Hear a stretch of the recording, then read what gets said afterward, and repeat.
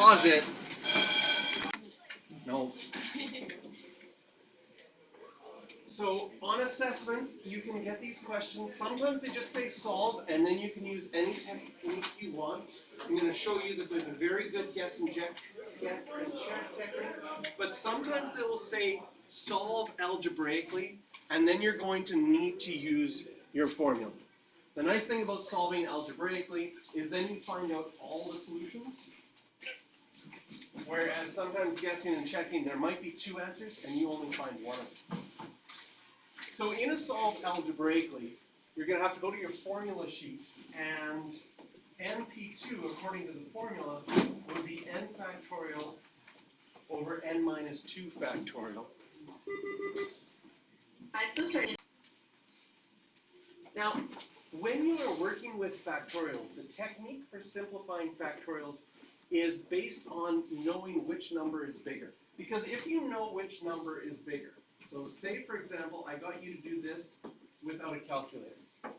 Okay, I'm not expecting you to do 100 times 99 times 98 times 97 all the way down to 1 in your head. That would be impossible. In fact, you try it on your calculator can't even do it. It's too hard.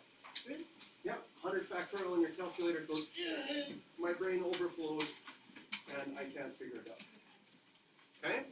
But we can still figure this out because 100 is bigger than 98. So if we start writing out the definition that says the factorial says, keep going down by 1 until you get to 1, but when I get to 98, I say, well, that would keep on going, and I have a 98 factorial on the bottom too. Those would all cancel out without having to write them all the way down to 1.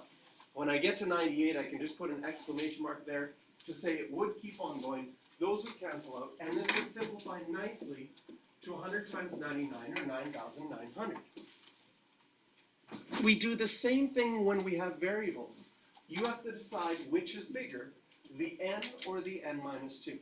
If you're unsure, plug in a number for n.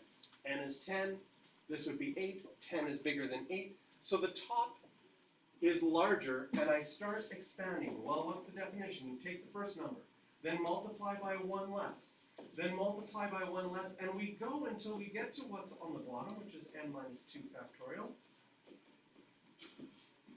And then those n minus 2 factorials would cancel, leaving you with an equation that no longer has factorials. And in fact, if we distribute, we would get n squared minus n equals 56. This is a quadratic equation. Make one side equal to 0.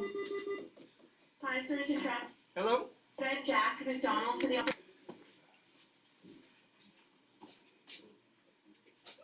And this factors nicely n and n, minus 8 and plus 7.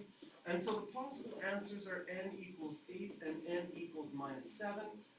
However, this question was originally factorials, and factorials only work with positive numbers.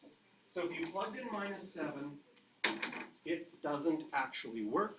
So the only answer is n equals 8. This would be an algebraic solution to this question. Guessing and checking is a lot easier and a lot faster for these questions.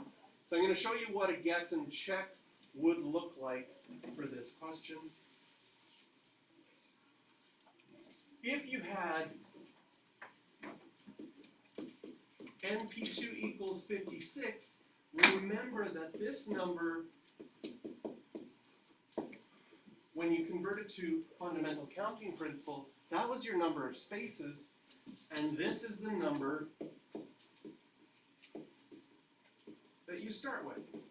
So if I had 2 spaces equal to 56, it shouldn't take you too long to figure out that the only way I can put those 2 numbers and multiply to get 56, 8 and 7. And they have to go down by 1 each time. So then n has to be 8, because that's the number you start. But on some of these questions, you will get those words that say solve algebraically, then you have to use the algebra. But if it doesn't say, so for example in B, which is 5PR equals 20, I would do the spaces. I would say, if the number I start with is 5, is one space enough? No, 5 does not equal 20. What about if I did 2 spaces? 5 times 4? Yes. And so R has to equal 2. Question for practice is number 10.